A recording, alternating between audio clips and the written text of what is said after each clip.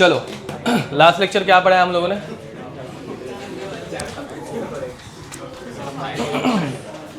क्या हेडिंग थी? Rules of oxidation and कुछ क्वेश्चन किए थे। ओके चलो, तो रूल्स ऑफ ऑक्सीडेशन के बाद और क्वेश्चन किए कुछ नहीं किए? ओके करना स्टार्ट करते हैं। चलो आईपैड सीधा बैठ। अब देखो भाई, पहली बात, लास्ट लेक्चर में हम लोगों ने लॉ ऑफ इक्विवेलेंस पढ़ा था, ठीक है। लॉ ऑफ इक्विवेलेंस में हम लोगों को क्या पता चलता है? That in any reaction when A moles of A is reacted with B moles of B giving us C moles of C plus D moles of D, number of equivalents of A is always equal to number of equivalents of B, which is always equal to number of equivalents of C, which is equal to number of equivalents of D। ये याद है कुछ? ठीक है। अब इसमें number of equivalence निकालने आनी चाहिए। नंबर ऑफ इक्विवेलेंस के हम लोगों ने 4 फॉर्मूलाज दिखे। पहले given mass upon equivalent mass, ये हम लोग सबसे कम यूज करेंगे। इक्विवेलेंट मास का फॉर्मूला क्या था बे? जरा रिवीजन कर लेते हैं। Molar mass by n factor, याद है? फिर बाद में हम लोगों ने देखा था नंबर ऑफ इक्विवेलेंस का दूसरा formula number of moles into n factor. फिर तीसरा formula normality into volume in litres. यहाँ पे वॉल्यूम इन लीटर्स यूज करते हैं, ml रहेगा तो मिलीमोल्स आते हैं या फिर जो भी रहेगा, ठीक है। एंड तीसरा number of equivalence is equal to molarity into volume in litres into n factor. याद है ये कुछ? फिर बाद में हम लोगों ने बहुत सारी चीज़ों के एन फैक्टर भी सीखे थे, जैसे कि KMnO4। KMnO4 के लिए हम लोगों ने एक ट्रिक बना ली थी। क्या थी ट्रिक? हाँ, BAN153। बेसिक मीडियम में KMnO4 का एन फैक्टर रहता है 1, एसिडिक में, न्यूट्रल में। अब जनरली हम लोग बेसिक वाला जो है वो यूज़ करने वाले नहीं है, ठीक है। हमेशा न्यूट्रल या फिर एसिडिक यूज़ करेंगे, तो न्यूट्रल में ही बेसिक भी आ जाएगा, ठीक है। मतलब बेसिक में भी हम लोग उसका एन फैक्टर कितना लेंगे? 3 लेंगे। समझ में आ रहा है? फिर बाद में हम लोगों ने कलर चेंज देखा था। बेसिक में KMnO4 पिंकिश पर्पल से क्या कलर चेंज दे रहा था? ओके, ग्रीन दे रहा था। क्या दे रहा था? ग्रीन। एसिडिक में क्या बनता है? कलरलेस। क्या बनता है? कलरलेस। एंड न्यूट्रल में क्या बनता है? MnO2 बनता है, विच इज ब्लैक, ठीक है। फिर बाद में हम लोगों ने K2Cr2O7 का देखा था। K2Cr2O7 आफ्टर ऑक्सीडेशन गिव्स अस Cr3+। इसका कलर चेंज क्या है? रेडिश ऑरेंज से dirty green, very nice. And इसका एन फैक्टर ये +6 से +3 जा रहा है, तो इसका एन फैक्टर कितना आएगा? हाँ, वेरी नाइस, 6। 3 × 2 विच इज 6, ठीक है। फिर बाद में हम लोगों ने ऑक्सिलेट का एन फैक्टर देखा था। ये अभी सीक्वेंस उल्टा सुल्टा हो सकता है, वो चलता है, ठीक है। तो ऑक्सिलेट का एन फैक्टर तो H2C2O4, this is called as oxalic acid. And 2 H+ निकाल दिए तो C2O4- which is 2- which is called as oxalate. Oxalate on oxidation gives us CO2। इसका एन फैक्टर +3 से +4 जा रहा है, एन फैक्टर कितना आएगा? 2 आएगा। एंड इसके लिए हम लोगों ने ट्रिक बनाई थी। क्या ट्रिक थी? नंबर ऑफ कार्बन आइटम्स, ठीक है। तो इसमें अगर तुम लोगों को ऐसा आ गया SnC2O4, तो SnC2O4 में C2O4 हमेशा क्या बनाएगा? CO2। Sn क्या बनाता है? SN4+। यहाँ पे SN2+ है, C2O4 2- रहता है, तो SN2+ है। SN2+ से वो SN4+ में जाते हैं। समझ में आ रहा है? ठीक है। अब Sn +2 से +4 गया, इसका एन फैक्टर कितना आया? 2 आया। एंड ऑक्सिलेट का n factor number of carbon atom which is 2, तो 2 + 2 टोटल एन फैक्टर कितना होता है? 4। ऐसे कुछ याद आ रहा है?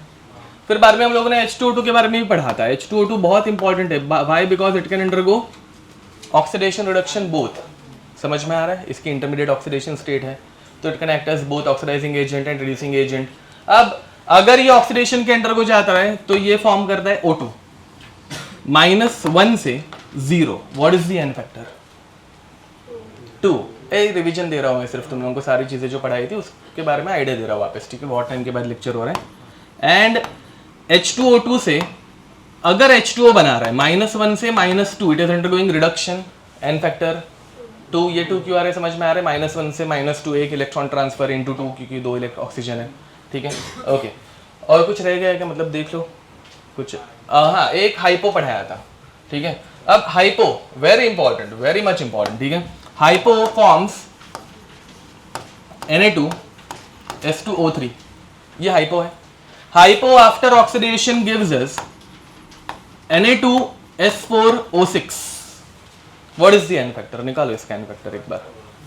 ओके 1। देखो भाई, over here it is undergoing oxidation from +2 to +2.5, ठीक है। तो नंबर ऑफ इलेक्ट्रॉन ट्रांसफर कितने हो रहे हैं? 1, because 2 to 2.5 0.5 into 2 sulphur atoms are there which is equal to 1। समझ में आ रही है? What is the individual oxidation state? Pages turn किए बिना स्ट्रक्चर बनाने की कोशिश करो, आएगा नहीं इसलिए, ठीक है। तो what is the individual oxidation state of sulphur in hypo? करो, ये लास्ट टाइम पढ़ाया था, लास्ट या लास्ट टू लास्ट टाइम, एक बार ट्राई करो, नहीं आएगा वापस मैं बता दूंगा, ठीक है। बिना पेजेस टर्न किए, कॉपी मत करो पीछे से, ये एक बार खुद से ट्राई करो, गलत जाओगे, एटलीस्ट सेकंड टाइम गलत जाओगे तो याद रहने के चांसेस बढ़ जाएंगे, ठीक है। बनाने की कोशिश करो, रूल्स अप्लाई करो। हाँ गलत है, मतलब ठीक है ना, मतलब ऐसे कुछ नहीं चलता है, तो वो याद ही रखना इंपॉर्टेंट है। हाइपो इसका बनाना है Na2S2O3 का, ठीक है। तुम ये बनाना है, ये Na2S2O3 ट्राई करो, तो बताओगे? है, दिखाओ दिखाओ, हाथ करो। हाँ करेक्ट है, वही करेक्ट है, बस तुमको ONA बनाना है, OH के बदले ONA, करेक्ट है। हाँ गुड, आया क्या है? हाँ सही है, वेरी नाइस। बाकी लोग हाँ गलत है, वेरी नाइस, गलत है। ट्रिक वाइज करेक्ट है, बट ये अपना ट्रिक का एक्सेप्शन है, इसलिए वेरी नाइस, करेक्ट है। तो देखो, अगर ये ट्रिक वाइज गए तो कैसे बनाने का? पहले 2 सल्फर, फिर बाद में एक ONA, इस सल्फर को एक ONA, एक ऑक्सीजन बच गया, बीच में घुसेड़ दिया, ठीक है, विच इज़ रॉन्ग। ये एक कंपाउंड है जो हमारे ट्रिक को फॉलो नहीं करता, ठीक है, ये बिल्कुल ही फॉलो नहीं करता, मतलब बाकी तो मतलब फिर भी कर लेते हैं अच्छे खासे, ये इकलौता है जो फॉलो नहीं करता। अब दिस इज सोडियम थायोसल्फेट, ये हम लोगों ने केमिकल बॉन्डिंग में थायोसल्फ्यूरिक एसिड के नाम से पढ़ा है, ठीक है। What is thiosulphuric acid? Sulphuric acid क्या रहता है? SOH double bond O, double bond O, याद है ऐसा कुछ? Sulphuric acid H2SO4, and sulphuric acid में से एक ऑक्सीजन निकल के अगर सल्फर आ जाए तो ये बनता है थायोसल्फ्यूरिक एसिड, बिकॉज सल्फर को थायो बोला जाता है। याद आ रही है ऐसा कुछ? अब इसमें जब मैं ये 2 हाइड्रोजन एटम्स किससे रिप्लेस कर दूंगा? Na से, ONA ONA, तो ये बनता है थोड़ी सोडियम थायोसल्फेट, सोडियम थायोसल्फेट ना, समझ में आ रहा है? सोडियम सल्फेट जैसा sodium thiosulphate, also called as hypo. इसमें ऑक्सीडेशन स्टेट देखो, हाइब्रिडाइजेशन से हम लोगों ने निकाली थी, ये सल्फर, इसका हाइब्रिडाइजेशन क्या आएगा? sp3, 4 बॉन्ड पेयर से दिख रहा है सबको पक्का? तो ये sp3 है, एंड डबल बॉन्डेड सल्फर का हाइब्रिडाइजेशन क्या रहता है? sp2।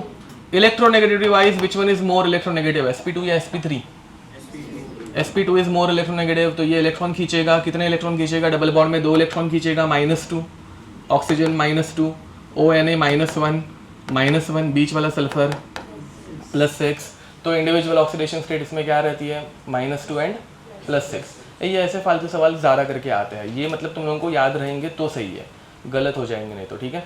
ओके, अब इस नीचे वाले में करोगे तो वो आंसर नहीं आ पाएगा, उसमें आंसर गलत आएगा, ठीक है। ओके, अब नेक्स्ट यहाँ पे sodium tetrathionate, this is tetrathionic acid, जिसका सॉल्ट बनेगा सोडियम टेट्राथायोनेट। इसका स्ट्रक्चर बनाने की कोशिश करो। इसके भी रूल्स कुछ अलग थे, हमारे ट्रिक के अकॉर्डिंगली नहीं थे, ठीक है। इसका एक यूनिक रूल था, ट्राई करो बनाने का।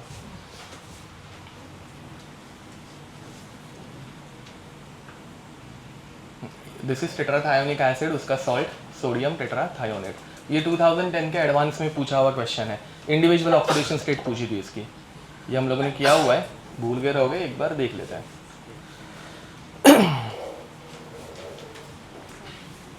आज ट्राई करेंगे ये चैप्टर खत्म कर दें, अगर नहीं हुआ तो अगले लेक्चर में करेंगे, बट अगले लेक्चर में फिर नया चैप्टर भी स्टार्ट होगा, थोड़ा सा ही बाकी रहेगा आज अगर नहीं हुआ तो।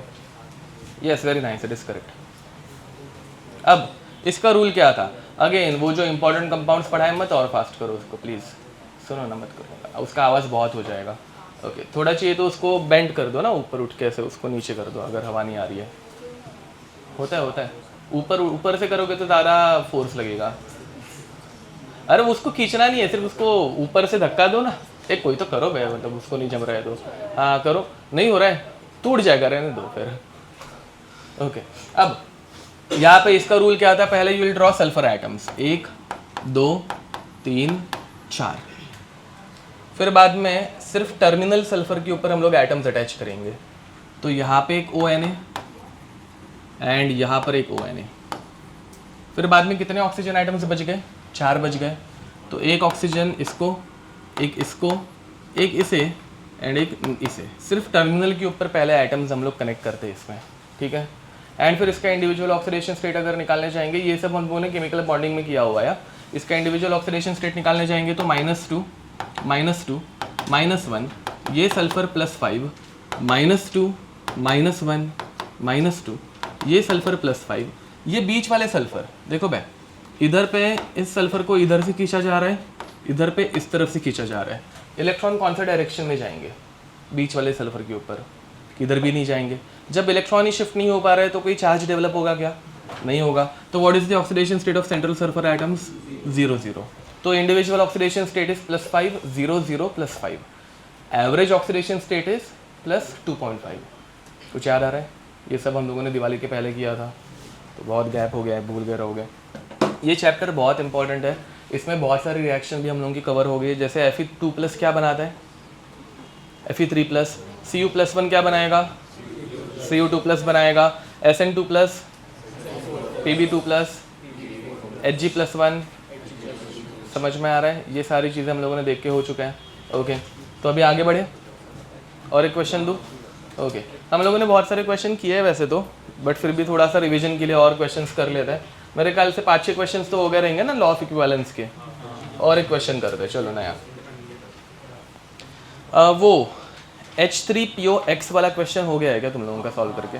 अच्छा वो हो गया, अभी क्या नया आलू फिर, चलो ठीक है दूसरा कुछ देखते हैं। Question is change in oxidation state वाला भी हुआ है क्या, वो नहीं हुआ रहेगा ना। ओके अब मतलब AN+ ऐसा कोई क्वेश्चन हुआ है क्या, चेक करो ज़रा, AN+, नहीं है ना, तो वैसा वाला कोई क्वेश्चन लेते, चलो मस्त है एकदम। अब ध्यान दो, question is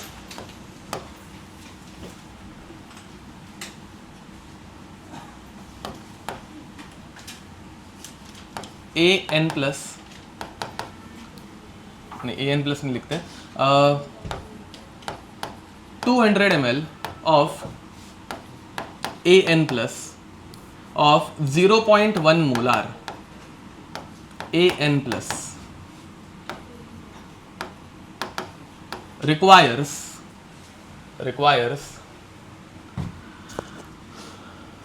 100 ml of 0.1 molar K2 acidified K2 Cr2O7, find the final oxidation number of AN+। ठीक है, अब पहले डेटा कौन किसके साथ रिएक्ट कर रहा है, AN+ K2Cr2O7 के साथ रिएक्ट कर रहा है। अब इन दोनों में कौन सा, मतलब number of equivalence of AN+ is equal to number of equivalence of K2Cr2O7। ठीक है, अब K2Cr2O7 is a dash reagent, कौन सा रिएजेंट है, ऑक्सीडाइजिंग या रिड्यूसिंग, ऑक्सीडाइजिंग रिएजेंट है, समझ में आ रहा है, ऑक्सीडाइजिंग एजेंट है।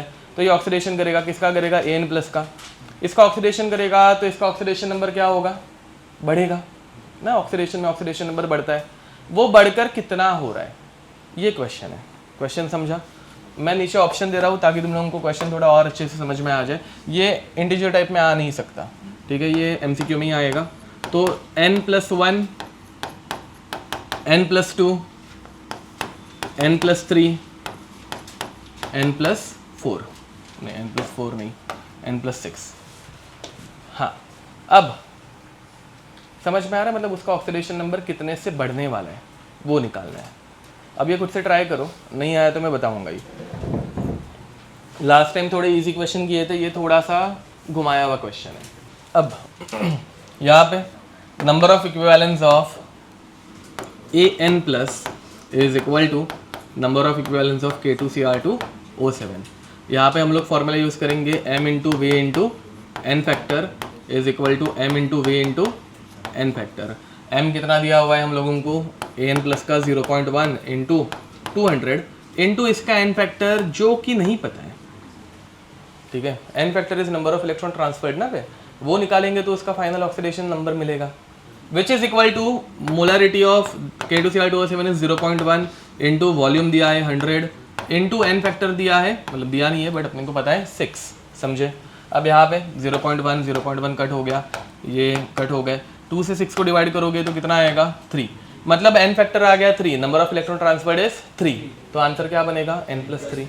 3 से उसका ऑक्सीडेशन नंबर बढ़ेगा, नंबर ऑफ इलेक्ट्रॉन 3 ट्रांसफर होंगे। समझा क्वेश्चन कैसा है, ठीक है, ओके नेक्स्ट। हाँ, इसमें ऐसे घटिया से क्वेश्चन आते हैं जो तुम लोगों को सॉल्व करने नहीं जमते। देखो भाई, हर क्वेश्चन मतलब मेरे से कवर होगा ऐसे एक्सपेक्ट मत करना, थोड़ा सा खुद से भी ट्राई करते हैं। बट ऐसे क्वेश्चन आता है, what is the molecular formula of a compound made up of A3 plus B2 plus C2 minus, ठीक है। ये क्वेश्चन तुम लोग बिना ऑप्शन देखे सॉल्व भी नहीं कर सकते, ठीक है, क्योंकि मतलब इसके एक से ज़्यादा आंसर्स आ सकते हैं, ठीक है। जैसे कि option A B C2, option B A2 B C4, ठीक है, option C A B2 C3 and option C A2 B C3, ठीक है। ये समझ में आ रहा है। अब इस क्वेश्चन के लिए तुम लोगों को ऑप्शंस देखने कंपलसरी है। इसमें क्या करोगे, तुम लोग ऑक्सीडेशन स्टेट ऐड करके देखोगे। देखो ये सारे कंपाउंड, इनके ऊपर चार्ज के ऑप्शंस के ऊपर चार्ज 0 है, तो इन सब आयंस का एडिशन जो रहेगा वो भी 0 आना चाहिए, उतना ही है। समझ में आ रहा है। मॉड्यूल्स के क्वेश्चन किसी ने ओपन करके देखे कि ये मॉड्यूल के फर्स्ट लेवल में ऐसे क्वेश्चन मिलेंगे, करो भाई, मतलब तुम लोग चैप्टर जब स्टार्ट होते हैं तो सॉल्व करना खुद से स्टार्ट करो। तो ये +3 है, B +2 है एंड C -2 इंटू 2 कितना हो गया -4, which is equal to charge कितना आ रहा है ओवरऑल +1 आ रहा है। इसके ऊपर +1 चार्ज है क्या, नहीं, तो ये आंसर नहीं है हमारा। This is not the correct model का फॉर्मूला, ठीक है। यहाँ पे A2 मतलब 3 + into 2 +6, B +2 and C -8, overall कितना आया 0, एंड कंपाउंड के ऊपर भी 0 ही चार्ज रहना चाहिए, तो this is our molecular formula. ये समझ में आ रहा है, ठीक है। ये क्वेश्चन ऑप्शन देख के ही सॉल्व होगा, बाकी किसी मेथड से सॉल्व नहीं हो सकता, ठीक है, क्योंकि इसके एक से ज़्यादा आंसर आ सकते हैं। अगर मैं ऐसा कंपाउंड दे देता A2 B2 C5, तो ये भी करेक्ट आंसर है। देखो समझ में आ रहा है। तो तुम लोग इसका आंसर ढूंढ नहीं सकते हुए खुद से, ये ऑप्शन देख के ही आंसर निकालना है। गेटिंग इट, ओके, तो लिख दो। और एक क्वेश्चन करते हैं। Question is, find the number of moles of K2Cr2O7 required to react completely with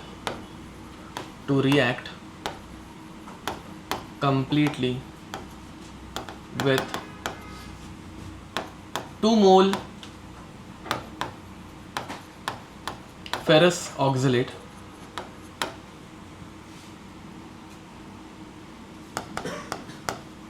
100 ml of 2 molar potassium iodide and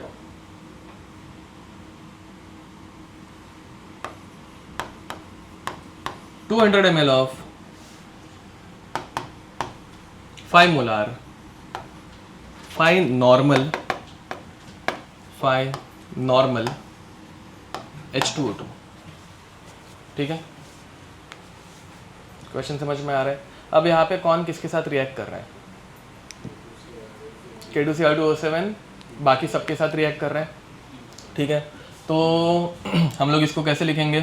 number of equivalence of K2Cr2O7 is equal to number of equivalence of ferrous oxalate. इसका molecular formula कैसे लिखोगे? पहले तो इसका molecular formula निकालने आना चाहिए।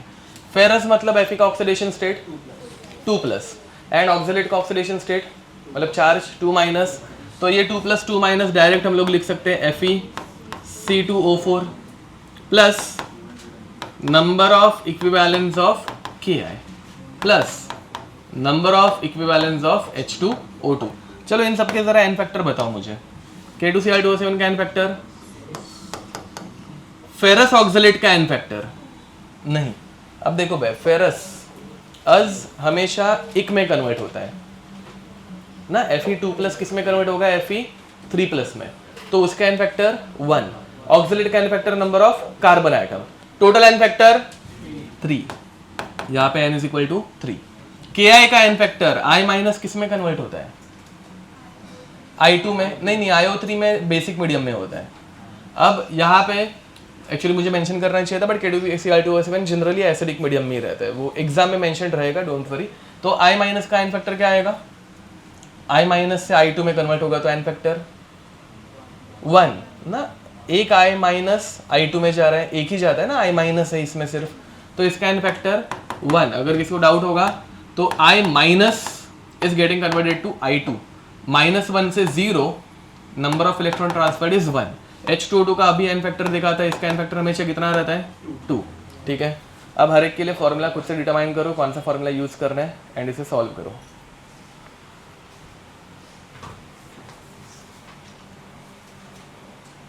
हम लोगों ने n factor of disproportionation reaction I guess नहीं किया है ना? ओके, वो कर लेते हैं, फिर आगे बढ़ते हैं। हो गया।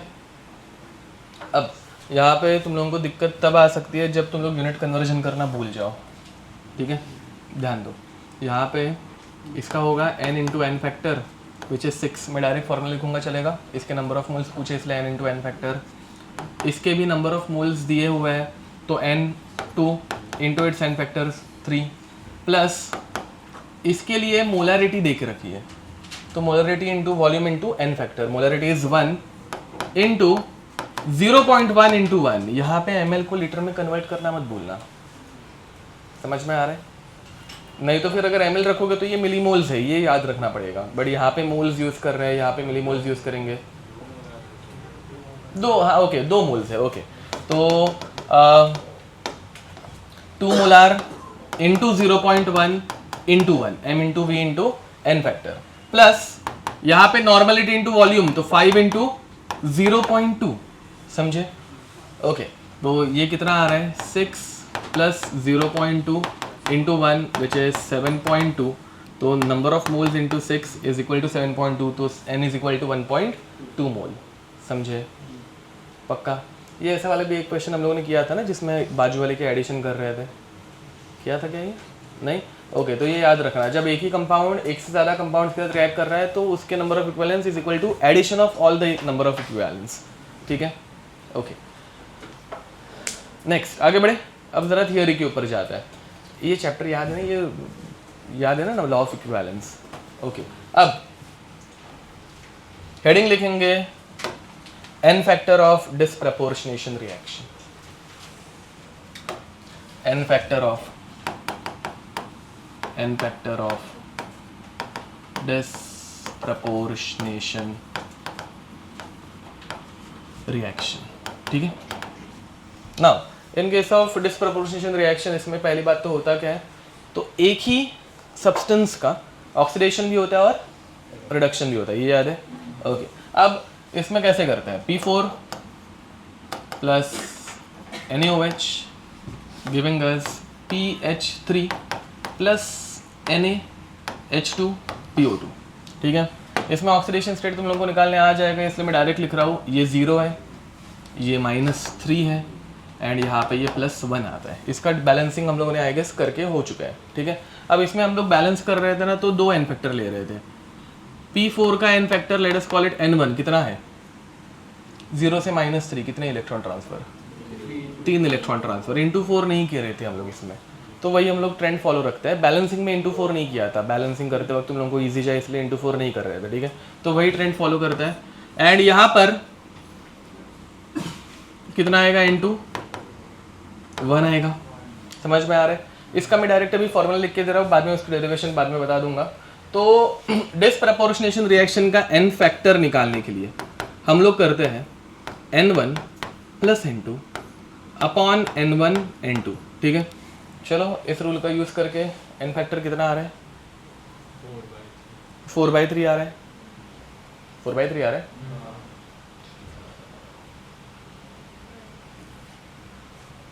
4/3 आ रहा है, 3 + 1, हाँ तो उल्टा करो,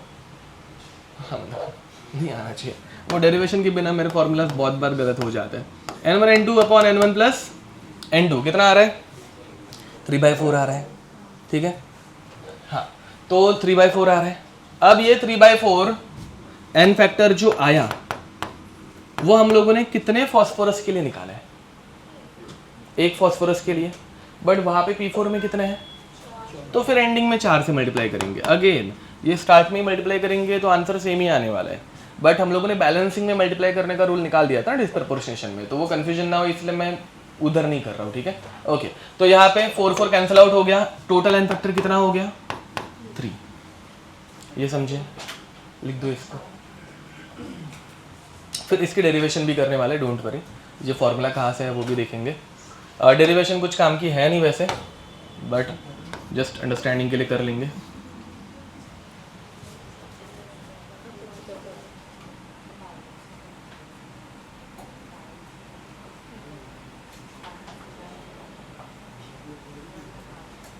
हो गया, आगे बढ़े। अब देखो यहाँ पर इसे डिराइव कैसे, मतलब ये फॉर्मूला आया कहाँ से, वो एक बार समझते हैं, फिर 1-2 क्वेश्चन करना, फिर ख़त्म कर देंगे, ठीक है। तो देखो n फैक्टर निकालने के लिए हम लोग यूज़ करेंगे फॉर्मूला फॉर इक्विवेलेंट मास, ठीक है। तो देखो इक्विवेलेंट मास ऑफ P4 ऐसे करते हैं, ठीक है। P4 के रिस्पेक्ट में बता रहा हूँ, is equal to equivalent mass during oxidation plus equivalent mass during reduction. ये समझ में आ रहा है, ऐसा एक फॉर्मूला हम लोगों ने सॉल्ट के लिए पढ़ा था।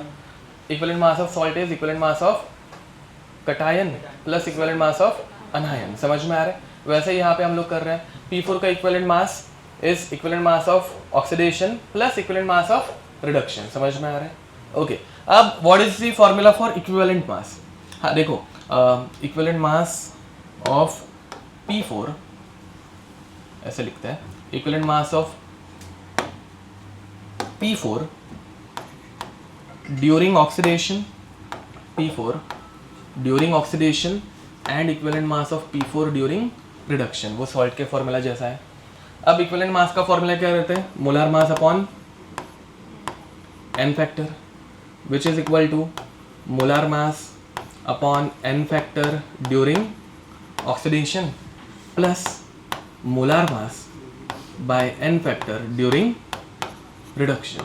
अब यहाँ पे ये मोलार मास सब कौन से वाले हैं, मोलार मास ऑफ P4 है। अब एक फॉस्फोरस का मोलार मास रहता है 31, 4 का कितना होगा 128, हर एक जगह पे 128 है, हर एक जगह पे 128 है तो सारे 124, ठीक है चलता है, इतना कुछ नहीं, वो अपने को मैटर नहीं करता। अब हर जगह पे 124 है तो वो क्या हो जाएगा, कैंसिल आउट, क्योंकि सेम एटम का मतलब सेम मॉलिक्यूल का हम लोग मोलार मास ले रहे हैं, ये फॉलो कर पा रहे हो। ओके अब इसमें ये कैंसिल आउट हो गया तो n factor 1/n factor is equal to 1/n factor during oxidation, let us call it n1 plus 1/n factor during reduction, let us call it n2। तो ये क्या हो जाएगा n1 plus n2 upon n1 n2, तो 1 upon n factor is equal to n1 plus n2 ना बे, n1 plus n2 upon n1 n2। तो n factor का formula क्या बनेगा n1 n2 upon n1 plus n2। ये बन गया हम लोगों का फॉर्मूला जो कि हम लोगों ने यहाँ पे डायरेक्ट लिखा था, ठीक है। तो ये डायरेक्ट फॉर्मूला याद रखो, ये डेरिवेशन इतना कुछ इंपॉर्टेंट नहीं है, बट हम लोगों ने ऐसे क्वेश्चन किए हुए थे सॉल्ट्स के, तो इसलिए बता दी, ठीक है। Find n factor of this reaction Br2 plus NaOH giving us NaBr plus NaBrO3। चलो सॉल्व करो। चलो अब क्या आंसर आ रहा है, करेक्ट है, ओके। अब यहाँ पे ब्रोमीन 0 से -1 एंड +5 में जा रहा है, ठीक है। तो N1 is 1, N2 is 5, ठीक है। तो फॉर्मूला बनेगा N1 N2 upon N1 plus N2 which is 5 into 1 upon 5 plus 1 which is 5/6, but then we'll multiply it by 2 since 2 bromine atoms are there, तो ये हो जाएगा 5/3। समझिए, ओके। और एक question, H3PO3 can undergo disproportionation to form H3PO4 plus PH3। ये तुम लोगों के लास्ट एग्जाम का क्वेश्चन था। हाँ, तुम लोगों को थोड़ी ना डाउट आएगा, ये तुम लोगों को समझा भी था कि ये ज़रा अलग कुछ आ गया था, नहीं छोड़ो, okay. H3PO3 can undergo disproportionation, ठीक है। कैसे पे +3 +5, अरे हाँ यहाँ पे ये 3 नहीं जा रहा है, ये 6 जा रहा है, सॉरी माय बैड। हाँ नहीं ठीक है, हेमांग करेक्ट आंसर है तुम्हारा। N1 is 2, N2 is 6, ठीक है। तो n फैक्टर इज क्या होगा, वो क्या बोलते हैं 6 into 2 upon 6 plus 2 which is 12/8 which is 3/2 which is 1.5, ठीक है, ओके। और एक question, K2MnO4 giving us KMnO4 plus MnO2।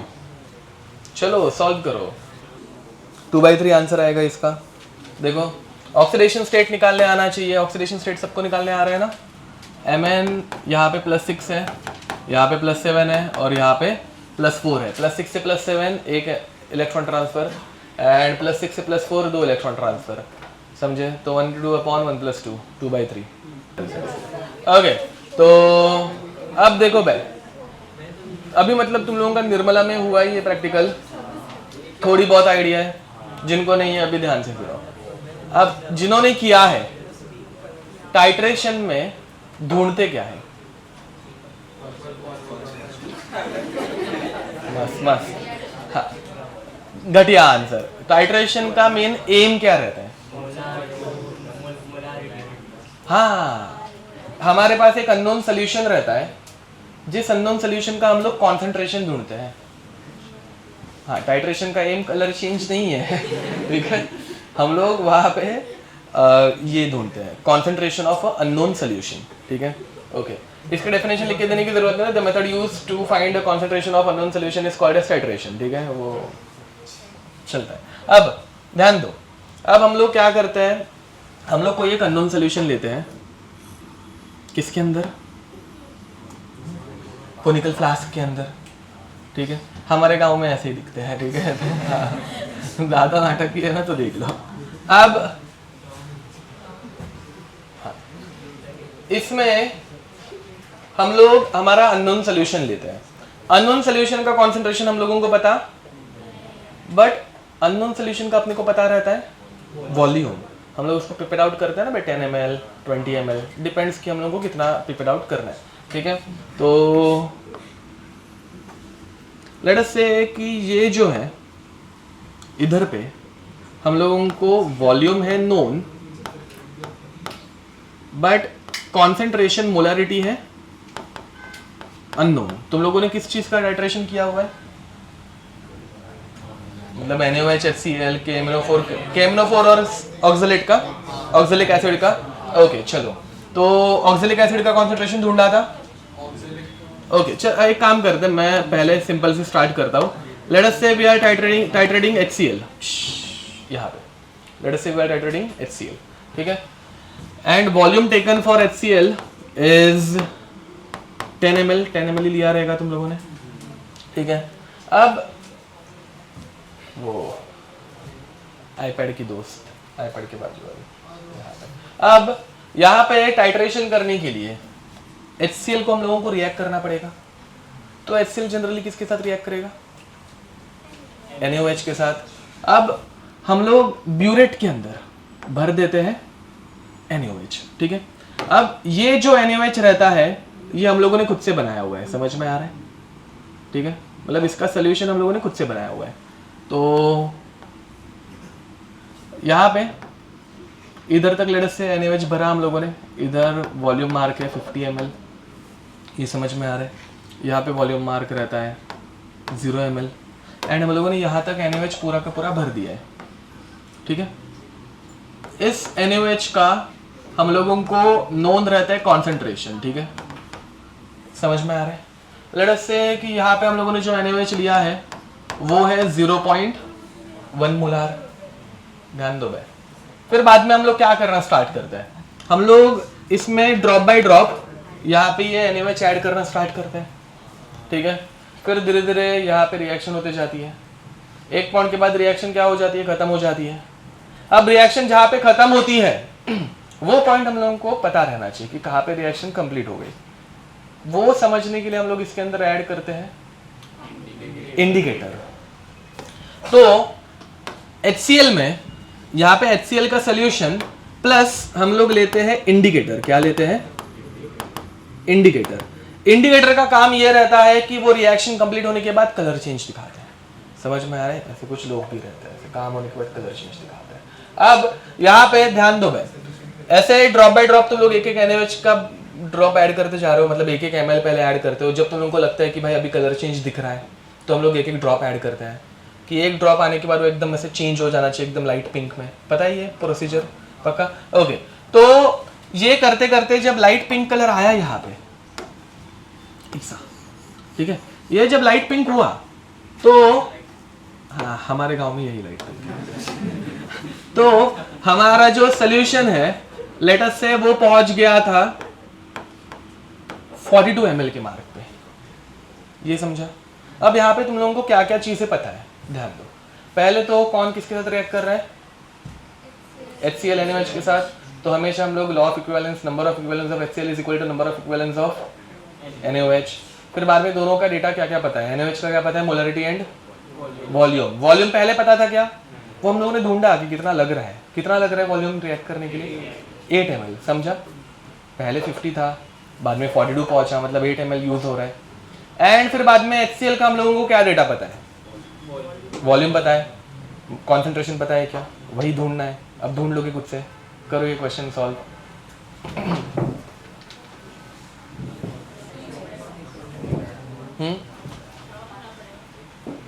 तुम्हारे ऊपर है, चाहिए तो करो, नहीं तो नहीं। बट बाद में क्या ही क्वेश्चन समझेगा ना, ये ड्रॉ करो मैं। ओके, अब यहाँ पे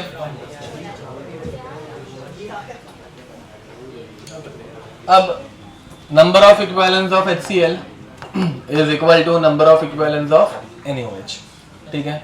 अब इसमें HCl के लिए हम लोग यूज करेंगे m into V into N factor, NaOH के लिए भी यूज करेंगे m into V into N factor. तुम लोग पहले एटलीस्ट फॉर्मूला लिखना सीख लो, मतलब अगर नहीं समझ में आ रहा है तो इधर तक तो जा सकते हो ना भाई, मोलरिटी दी है, वॉल्यूम दिया है, तो ये फॉर्मूला यूज करना है।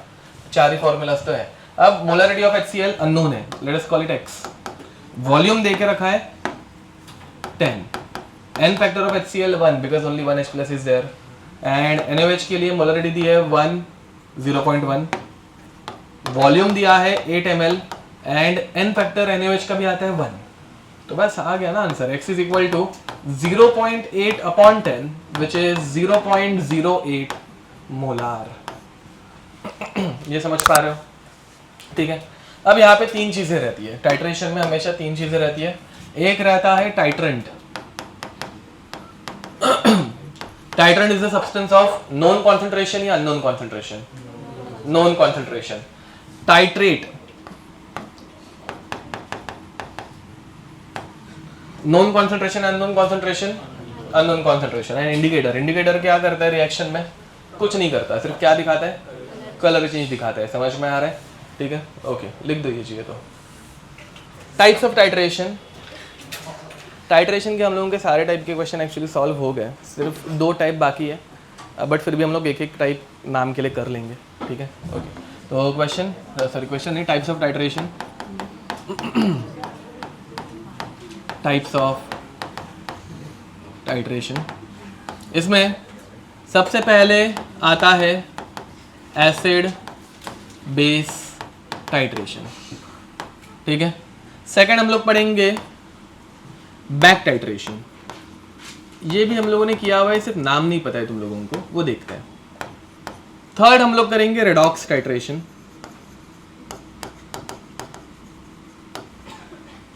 फोर्थ हम लोग करेंगे कॉम्प्लेक्सोमेट्रिक टाइट्रेशन, जो हम लोगों के पूरे सिलेबस में है ही नहीं। कॉम्प्लेक्सोमेट्रिक टाइट्रेशन ये जस्ट एक टाइप है, पता रखनी चाहिए। ठीक है, मतलब थियोरी पॉइंट ऑफ व्यू पता रहना चाहिए, बट ये हम लोगों के सिलेबस के बाहर का है, मतलब जेई मेंस जेई एडवांस दोनों में नहीं है। ठीक है, तो ये हम लोग देखने ही नहीं वाले हैं। फिर बाद में एक आता है pH titration, pH metric titration.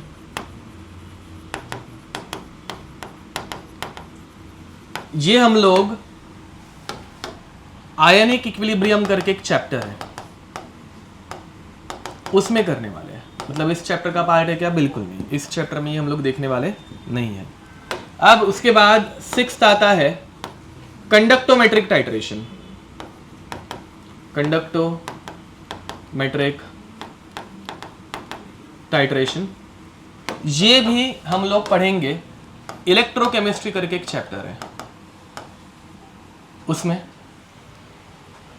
And इस चैप्टर में लास्ट में हम लोग पढ़ने वाले हैं आयोडीमेट्री टाइट्रेशन, आयोडीमेट्रिक टाइट्रेशन या फिर आयोडीमेट्री इसका नाम रहता है। एंड दूसरा रहता है आयोडोमेट्री। ठीक है, ओके। देखो बे, आयोडीन किस में यूज होगा, क्या लगता है? ये दोनों टाइट्रेशन सेम टू सेम है, आयोडोमेट्रिक एंड आयोडीमेट्रिक। दोनों की रिएक्शन भी सेम रहती है, दोनों क्या बोलते हैं, सेम ही है, मतलब सेम टू सेम है, बस दोनों में रिएक्टेंट जो है वो थोड़ा सा डिफर करता है। तो आयोडीन किस में यूज होगा? नहीं वैसे नहीं, आयोडोमेट्री में आयोडीन यूज करेंगे, आयोडीमेट्री में आयोडीन यूज करेंगे। आयोडीमेट्री में मतलब आयोडीन समझ में, वो नाम वैसे ही रखा है बे। ठीक है, तो आयोडीन किस में यूज होता है, मतलब ये थियरी पॉइंट ऑफ व्यू अगर पूछा गया तो आयोडीन किस में यूज होता है? तो आयोडीमेट्री में। एंड आयोडो में I माइनस, ये आयोडीन मतलब I2। ठीक है, एंड आयोडोमेट्री में I माइनस या फिर आयोडाइड यूज होता है। ठीक है, बाकी दोनों की रिएक्शन सेम ही रहेंगी, जब हम लोग करेंगे तो पता चल जाएगा। पहले तीन हम लोगों के सीख के हो गए हैं, लास्ट वाले दो हम लोगों को सीखने हैं। अभी हम लोग स्टार्ट करते हैं, पहले तीन के एक एक एग्जाम्पल कर लेंगे, फिर बाद में आगे बढ़ेंगे। हो गया ये? अब देखोगे next. First acid base reaction, या फिर बातें क्यों हो रही है, एसिड बेस टाइट्रेशन। क्वेश्चन हाँ, इनमें भी तुम लोगों को है ना इंडिकेटर के क्वेश्चन दिखेंगे एसिड बेस में, वो सब पीएच के ऊपर डिपेंड करता है। मतलब एसिड बेस में हम लोग जो इंडिकेटर्स यूज कर रहे थे ना, वो पीएच बेस्ड इंडिकेटर्स है। वो समझने के लिए अपने को पीएच पहले पढ़ना पड़ेगा, which is in ionic equilibrium. ठीक है, तो ऐसे पीएच बेस्ड कोई भी मतलब इंडिकेटर के कोई भी क्वेश्चन दिखे तो अभी उसको सॉल्व मत करना, वो हम लोग आयनिक इक्विलिब्रियम में कर लेंगे तभी, ठीक है। अभी के लिए तुम लोग उनको इग्नोर करोगे, इस चैप्टर की पीवाई क्विज में आ जाते हैं तो मत करना। Okay, question, find the concentration of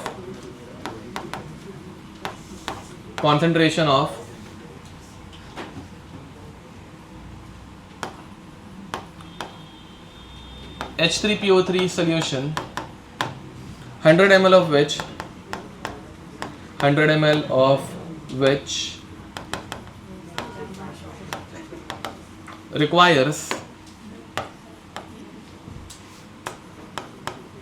80 ml of 0.1 molar NaOH, ठीक है।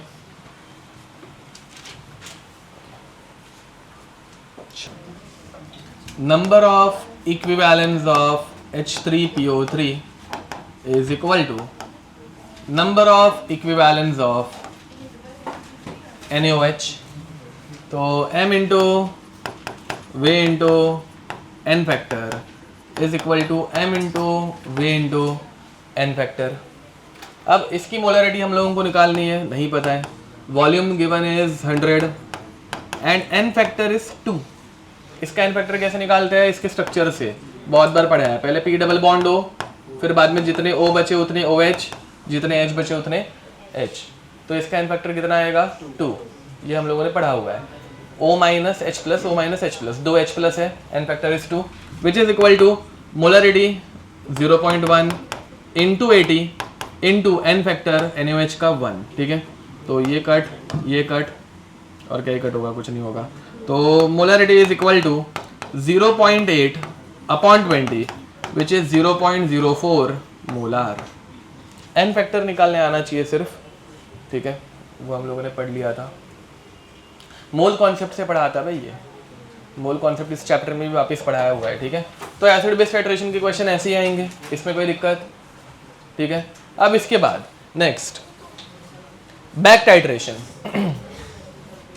Second back titration,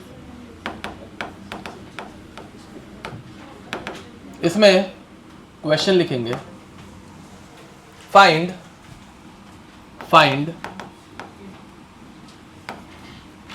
concentration of, concentration के बदले मोलरिटी लिख देते हैं, molarity of calcium hydroxide solution 200 ml of which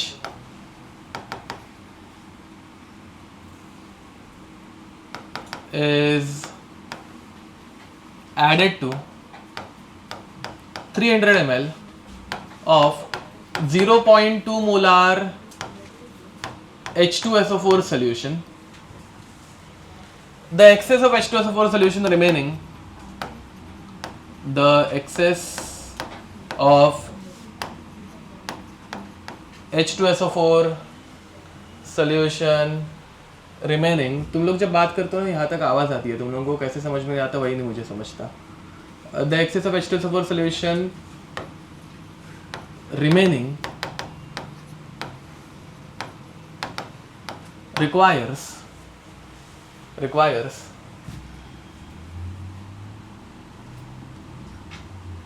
50 ml of 0.1 molar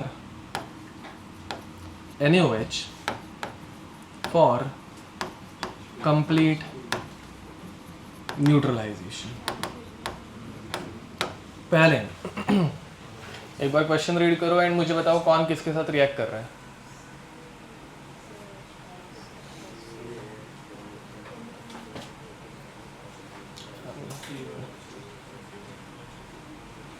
नहीं, कौन किसके साथ रिएक्ट कर रहा है? नहीं,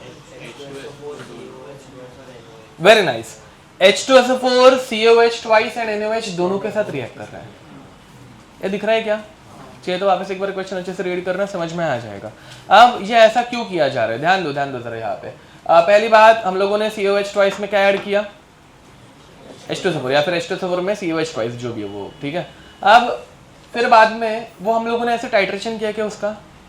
नहीं, हम लोगों ने डायरेक्ट ऐड कर दिया, समझ में आ रहा है। बट हम लोगों ने मेक श्योर किया कि क्या एक्सिस में रह जाए, H2SO4। बाद में जो एक्सिस में H2SO4 बचा उसका टाइट्रेशन हम लोगों ने किसके साथ किया है, NaOH। यहाँ तक क्वेश्चन समझ में आ रहा है, पक्का? ओके, अब ये करने का रीजन क्या है, ध्यान दो। हम लोग इंडिकेटर जो है ना, वो हम लोगों के पास बहुत सारे नहीं है। कभी कभार कुछ रिएक्शन में इंडिकेटर कोई अप्लाई नहीं हो पाता। उसका एक एग्जाम्पल कैल्शियम हाइड्रोक्साइड और H2SO4। इसके पहले वाली क्वेश्चन जो था ना वो गलत है, वो भी बैक टाइट्रेशन से ही होता है। क्यों होता है? बिकॉज इन दोनों के साथ है ना इंडिकेटर कोई है ही नहीं अपने पास जो अपने को अच्छे से एंड पॉइंट दे पाए। समझ में आ रहा है? तो एंड पॉइंट ही नहीं आएगा तो तुम लोगों को पता चलेगा क्या कि कितनी रिएक्शन हो रही है, कब रिएक्शन खत्म हो रही है? नहीं। तो ऐसे टाइम पे हम लोग क्या करते हैं, हम लोग कोई एक कंपाउंड एक्सेस में ऐड करते हैं। जैसे यहाँ पे H2SO4 है एंड फिर H2SO4 के साथ हमारे पास इंडिकेटर है H2SO4 और NaOH, या फिर HCl एंड NaOH। इनके साथ हम लोग कौन सा इंडिकेटर यूज करते हैं? फिनोफ्थैलिन यूज करते हैं। कौन सा इंडिकेटर यूज होता है? फिनोफ्थैलिन। समझ में आ रहा है? ठीक है, तो वो बाद में यूज करके हम लोग रिएक्शन का एंड पॉइंट ढूंढ पाते हैं। ये करने का थियरी समझ में आ रहा है, पक्का? बाकी क्वेश्चन तो तुम लोग सॉल्व कर लोगे, करो चलो। वापस अगर किसी को दिक्कत होगी, यहां पर अकेला H2SO4 calcium hydroxide and sodium hydroxide के साथ रिएक्ट कर रहा है, ये समझ पा रहे हो? ठीक है, चलो सॉल्व करो। चलो आगे बढ़े। अब नेक्स्ट, ये सॉल्व करके दिखाने की जरूरत है या हो जाएगा? 0.287 कुछ आंसर आ रहा है, 2875। ठीक है, चलेगा? कर लोगे ये कुछ से ट्राई, पक्का? ओके, अब next redox titration, third redox titration.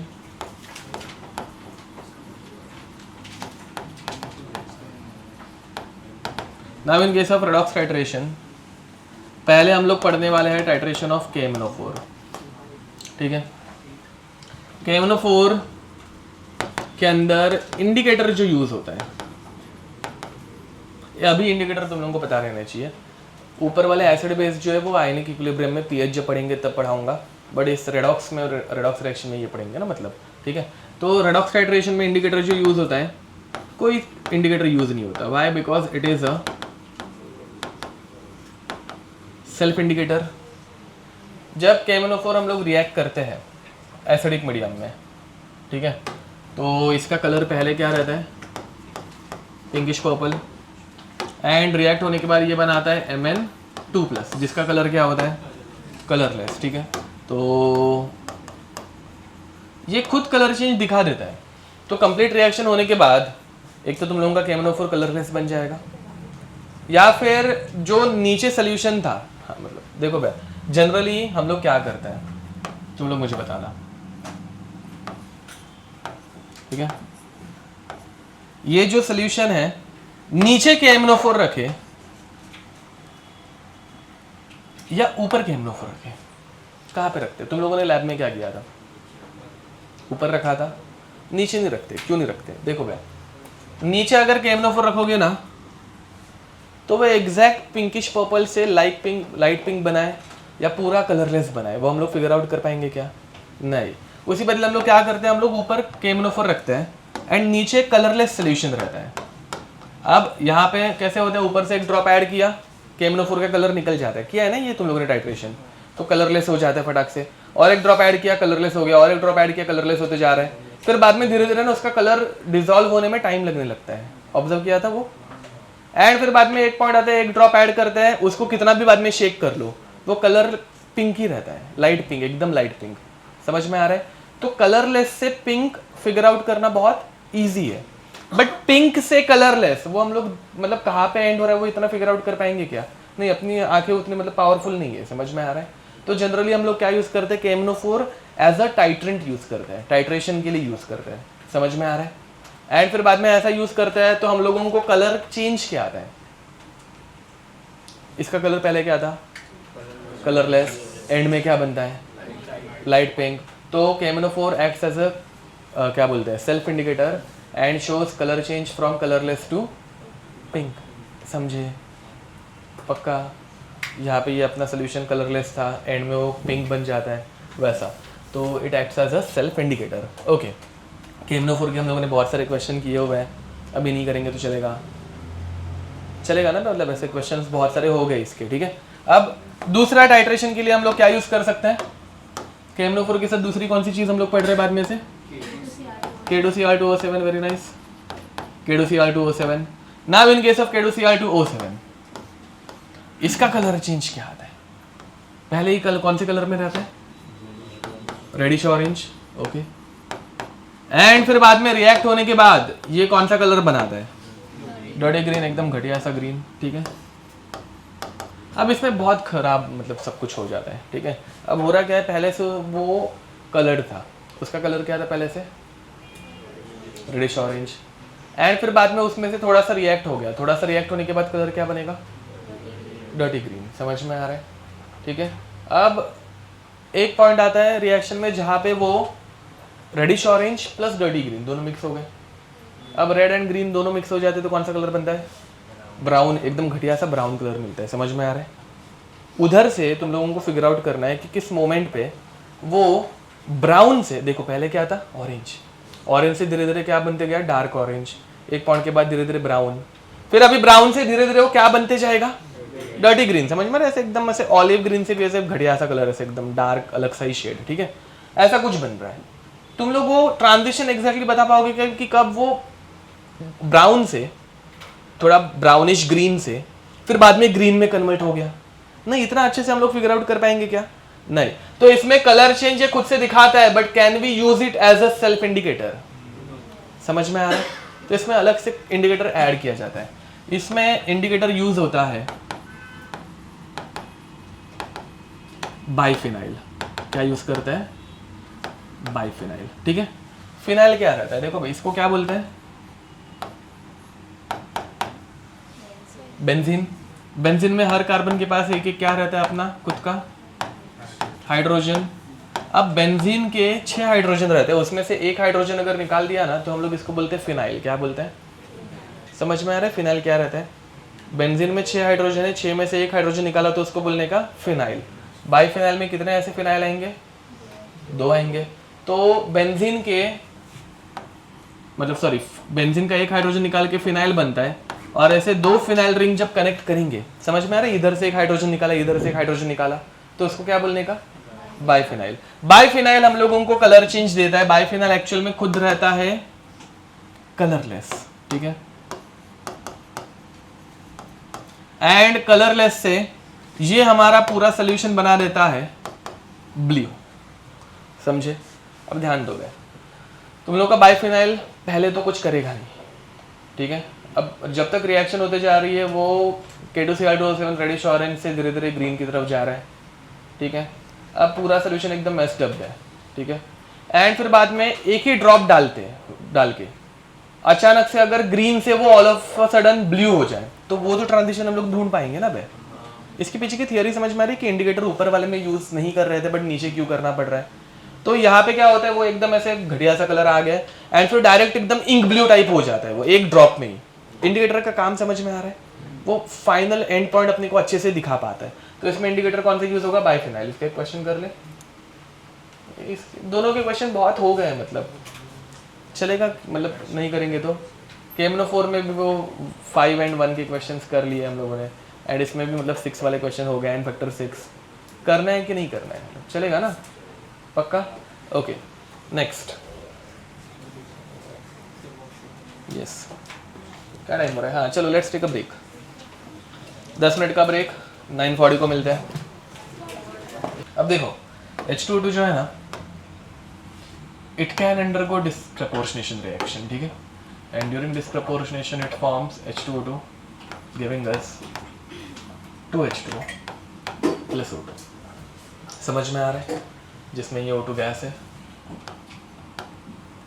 What is the mole ratio of this reaction?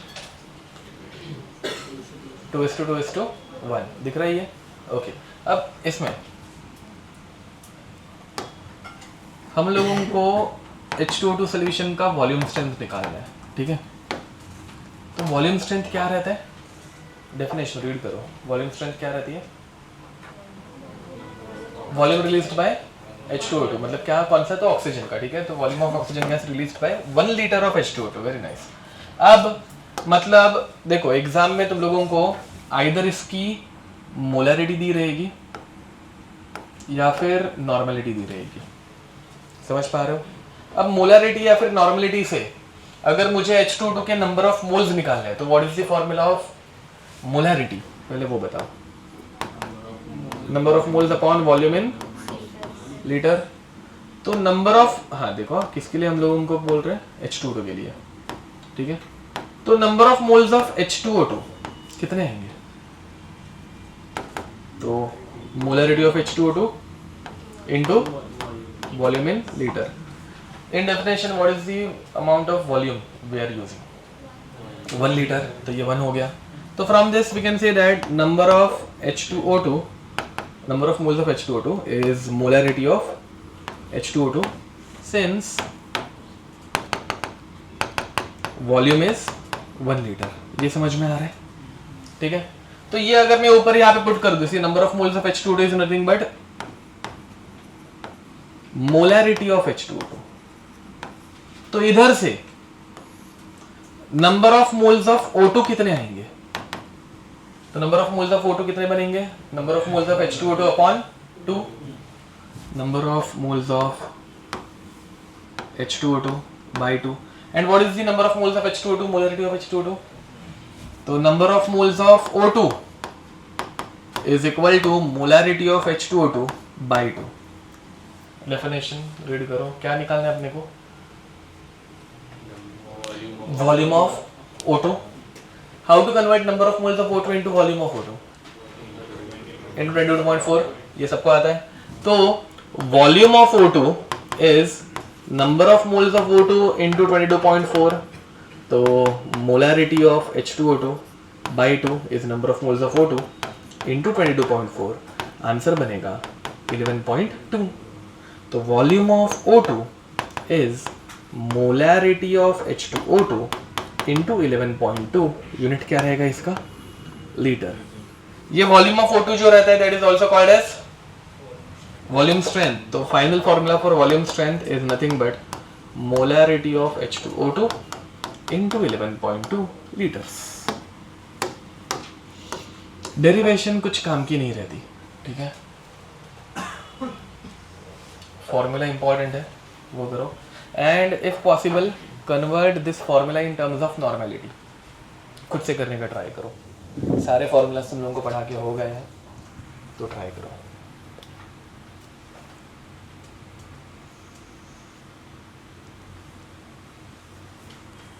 Hint,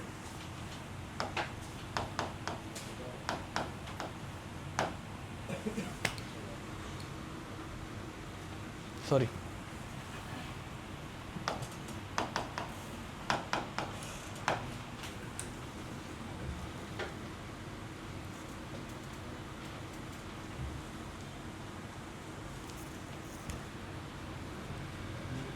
क्या आंसर आ रहा है, नहीं तो एन फैक्टर पुट करना पड़ेगा ना। हाँ H2O2 का एन फैक्टर कितना आता है 2, तो वो पुट करने के बाद फाइनल फॉर्मूला क्या बनेगा 5.6, ठीक है। ओके देखो, molarity can be written as normality of H2O2 upon N factor which is 2, अभी एन फैक्टर लिखते चाहिए तो इंटू 11.2, समझे। And normality of N factor of H2O2 कितना आता है 2 इंटू 11.2 लीटर्स। तो volume strength is normality of H2O2 into 5.6 litres, ठीक है।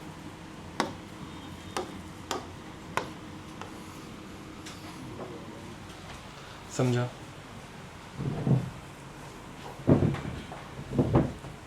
आज कौन कौन एब्सेंट है, तेरा दोस्त कहाँ पे,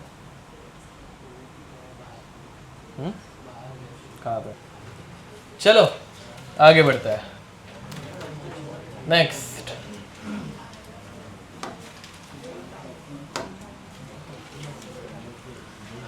question, find the volume of 0.2 molar K2Cr2O7 required to react completely with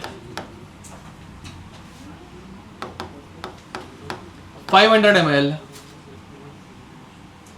11.2 liter volume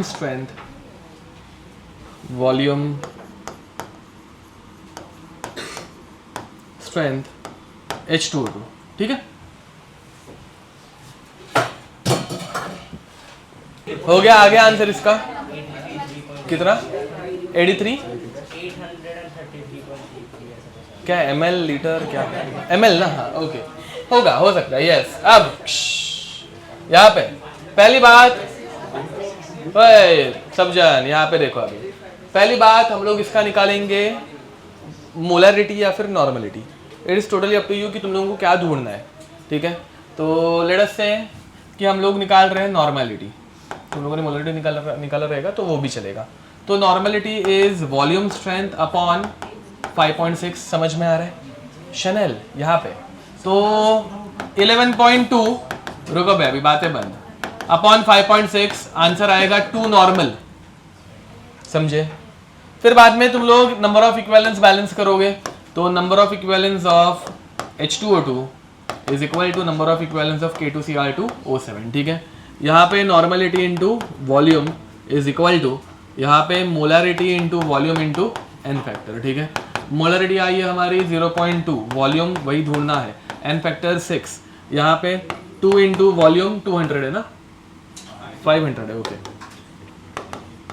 500, तो 2 1 जा 2 0.1 जा, ठीक है। तो ये 0.1 से डिवाइड होगा तो 5000 आएगा, 5000 बाई 6, ठीक है।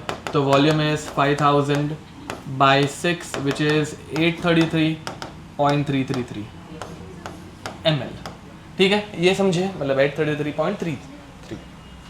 इसमें कोई दिक्कत, ये कर पा रहे हो क्या तुम लोग पक्का? ऐसे वाले क्वेश्चंस बहुत सारे आते हैं मतलब, और अभी बहुत मतलब अच्छी खासी प्रैक्टिस हो गई रहेगी। नेक्स्ट,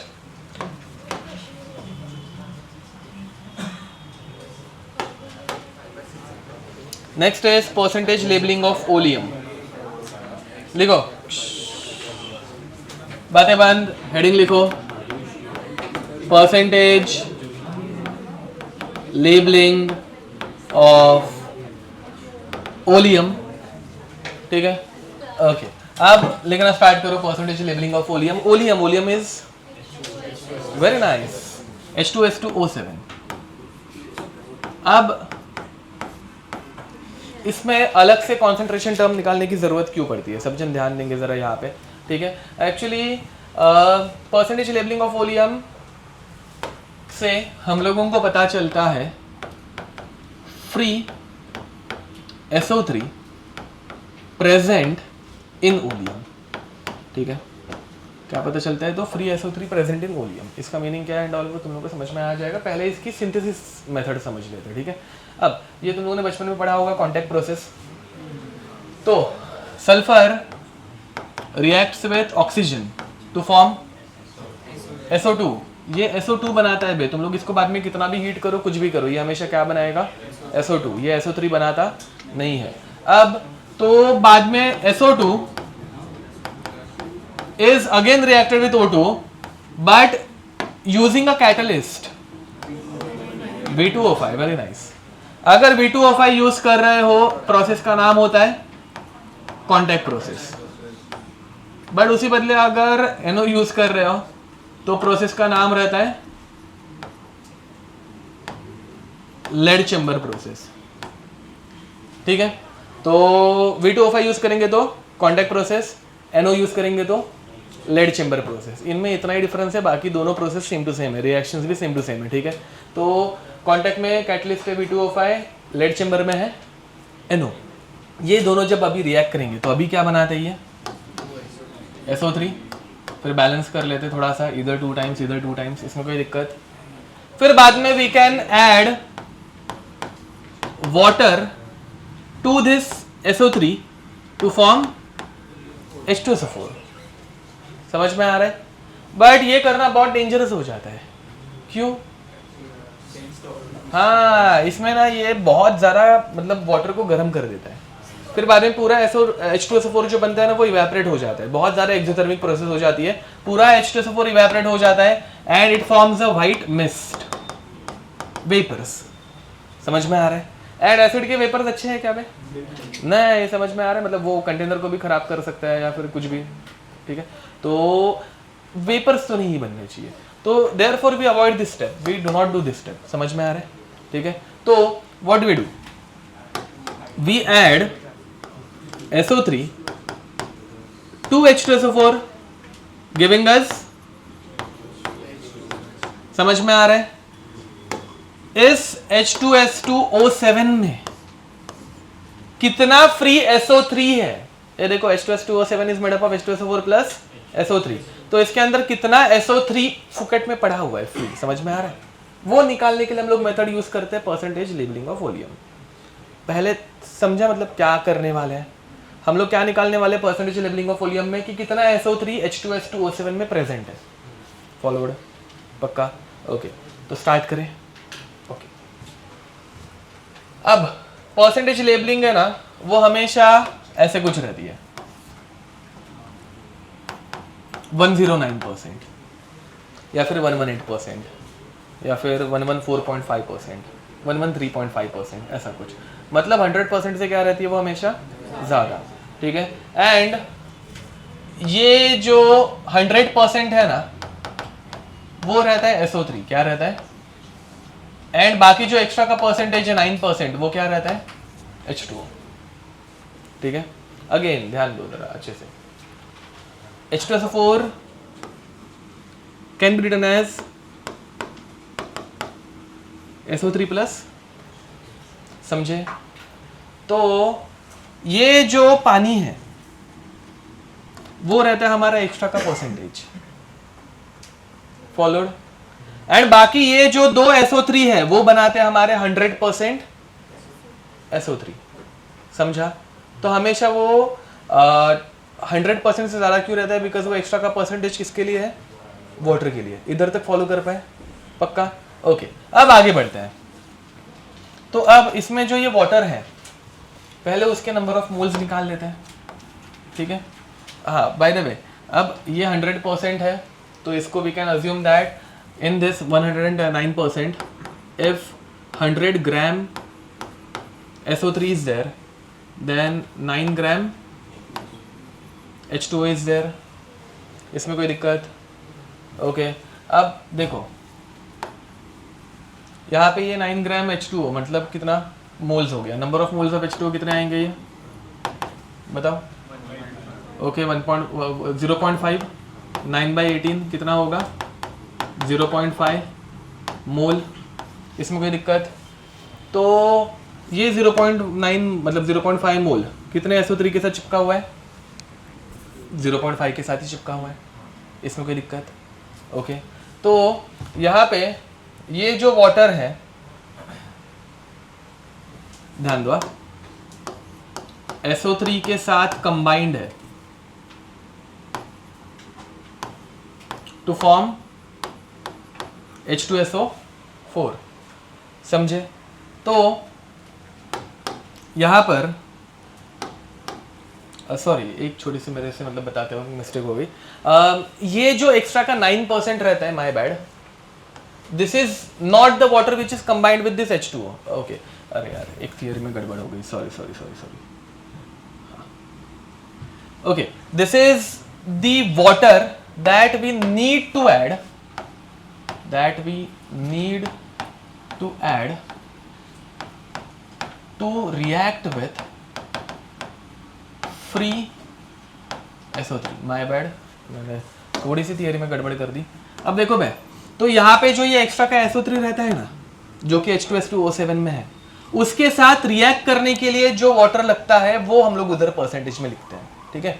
तो इस SO3 के साथ वापस जब H2O ऐड करेंगे तो ये H2SO4 बनेगा। समझ में आ रहा है? बट ये करने के लिए हम लोग डायरेक्ट नहीं कर पा रहे थे बिकॉज व्हाइट मिस्ट बनती है, तो हम लोग उसको पहले ओलियम के फॉर्म में स्टोर करते हैं, फिर बाद में ओलियम के अंदर हम लोग वाटर ऐड कर सकते हैं and so that will get 2H2SO4। समझ में आ रहा है? तो ये जो एक्स्ट्रा का वाटर ऐड होता है वो ये 9% है। ये थोड़ा सा एक बताते हुए उल्टा बताया था मैंने। अब तो कितने मोल्स वाटर ऐड करने पड़ रहे हैं? 0.5 मोल। तो ये अगर 0.5 मोल हो रहा है तो मतलब फ्री SO3, ये जो एक्स्ट्रा का फ्री SO3 है वो भी कितने मोल था? 0.5 मोल था। समझ पा रहे हो? तो ये 0.5 मोल मतलब कितने ग्राम है? तो मोल्स को मोलार मास से मल्टीप्लाई करेंगे तो हम लोगों को ये मिल जाएगा, मास मिल जाएगा। तो number of moles into molar mass. SO3 का मोलार मास किसी को याद है? 80 रहता है। कितना रहता है? 80। तो how much free SO3 is present in this? 109% H2S2O7, 40 grams. समझ में आ रहा है? कंडीशन अप्लाइड कि वो 100 ग्राम पहले से पूछ रहा है, अगर 200 ग्राम पूछते तो 80। समझ में आ रहा है? पक्का? ओके, ये लिख दो, फिर बाद में और एक ऐसा क्वेश्चन दे दूंगा। नेक्स्ट और एक question, find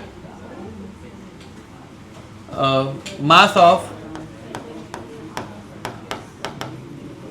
free SO3 present in 200 grams of 113.5 grams of, sorry grams क्या, percentage labeled ओलियम। ठीक है, चलो लिख दो ये। अब देखो ये सॉल्व करके दिखाता हूं मैं फटाक से। अब 113.5% में 100% and 13.5% H2O should be added. ठीक है, समझ में आ रहा है? यहाँ और तो उस हिसाब से ऊपर भी वो SO3 नहीं, सॉरी, अगर ये H2O needs to be added है तो ये एक्चुअली 100% जो है वो अपना ओरिजिनल ओलियम है। 100% ओलियम जिसमें 9% और वाटर ऐड करना चाहिए। मतलब अगर if you are taking 100 gram oleum then we need to add 9 grams of water so that it will react with extra SO3। पहले मैंने थोड़ा सा गलत डेफिनेशन बता दी थी। ठीक है, वो H2O ओलियम है जिसमें 9 ग्राम H2O ऐड करना पड़ेगा। ठीक है, ओके। तो यहाँ पे देखो, तो वाटर जो ऐड करना पड़ेगा 200 ग्राम्स में, तो 200 ग्राम्स में हम लोगों को कितना वाटर ऐड करना पड़ेगा? 27 ग्राम वाटर ऐड करना पड़ेगा। या फिर पूरा कैलकुलेशन 100 के लिए करो और फिर उसको 2 से मल्टीप्लाई करो, totally up to you. And फिर बाद में इसके number of moles of water कितने होंगे? 27/18 विच इज 1.5 मोल। तो ये 1.5 मोल कितने फ्री SO3 के साथ रिएक्ट करेंगे? तो 1.5 मोल के साथ ही करेंगे। तो ये अगर 1.5 है तो ये भी तो 1.5 मोल ही आएगा। एंड फिर बाद में इसका मास निकालने के लिए 1.5 इंटू 80 करेंगे which is 120 grams of SO3। समझे क्या? ठीक है, 200 ग्राम ओलियम में 120 ग्राम्स ऑफ फ्री SO3 है, 80 ग्राम्स ऑफ H2SO4 है। ठीक है, आगे बढ़े। नेक्स्ट, आज का last topic, percentage of free chlorine, percentage of free chlorine in bleaching powder. इसका हम लोगों ने क्वेश्चन पहले भी किया है बट अभी करो। इसे बोलते हैं bleaching powder, CaOCl2। Find oxidation state of calcium in bleaching powder. जल्दी निकालो, find oxidation state of calcium in bleaching powder. Nice, आ रहा है क्या? कितना आया? वेरी नाइस, +4 आ रहा है सबको। तो कैसे आएगा? बट ये तो अल्कली मेटल है, एंड इनका ऑक्सीडेशन स्टेट हमेशा क्या रहता है, +2 रहता है, बट तुम लोगों को कितना आ रहा है, +4 आ रहा है, तो यहाँ पे कुछ तो गड़बड़ है, समझ में आ रहा है। अब कैल्शियम का अगर +4 लिख के आ गए तो मतलब धिक्कार है तुम लोगों के ऊपर, ठीक है। इसी बदले ये क्लोरीन, इसका भी क्वेश्चन आ सकता है, समझ में आ रहा है कि what is the oxidation state of chlorine, ठीक है, वैसा भी आ सकता है, और वो भी 0 आएगा, अभी मत करो, मतलब ये कुछ अलग है, समझ में आ रहा है। ये हम लोगों ने एक बार किया हुआ है तो मैं भूल गया हूँ, मैं वापस बता रहा हूँ, ध्यान दो।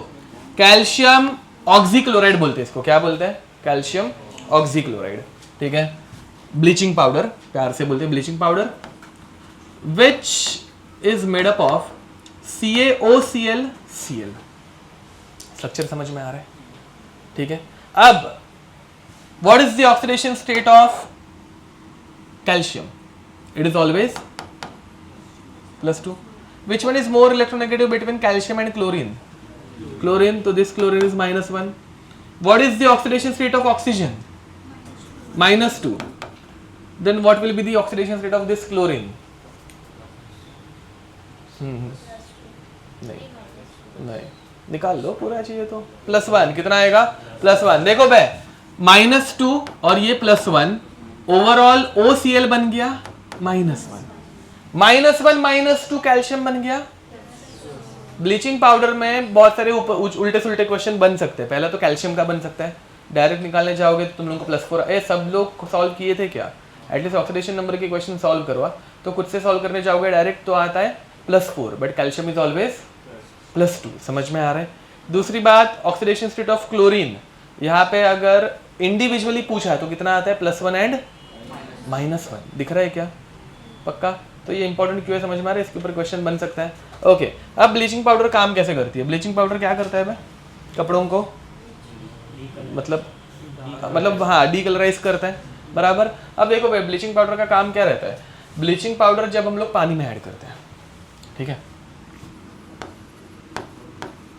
पानी में वो थोड़ा स्लो रिएक्ट करता है, बट रिएक्ट कर सकते हैं। इट फॉर्म्स COH ट्वाइस, ध्यान दो, Ca के पास पहले से एक ऑक्सीजन था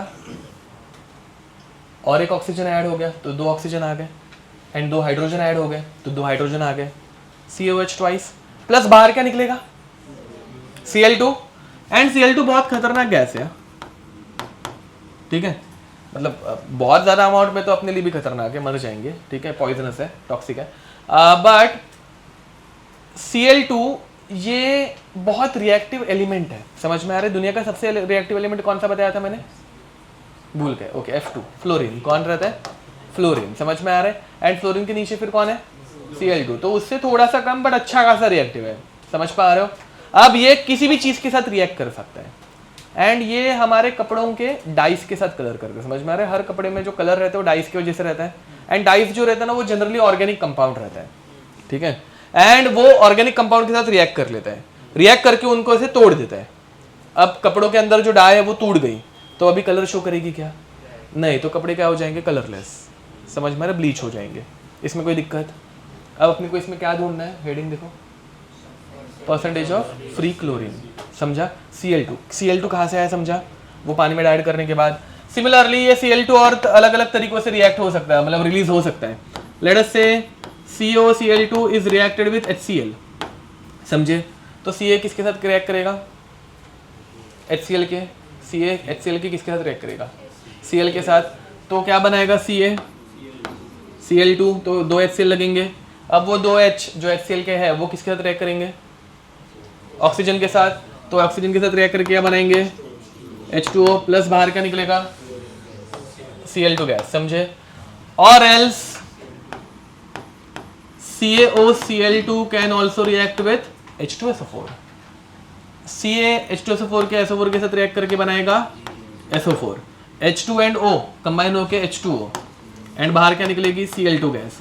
ब्लीचिंग पाउडर में ब्लीच करने की एक्शन कौन दिखाता है, Cl2 गैस, समझ में आ रहा है, पक्का, ओके, लिख दो। इवन इसमें स्विमिंग पूल में ये ऐड किया जाता है, NaOCl, बहुत बार किया है ना भाई, इसका नाम पता है क्या, ओके, HOCl का नाम याद है,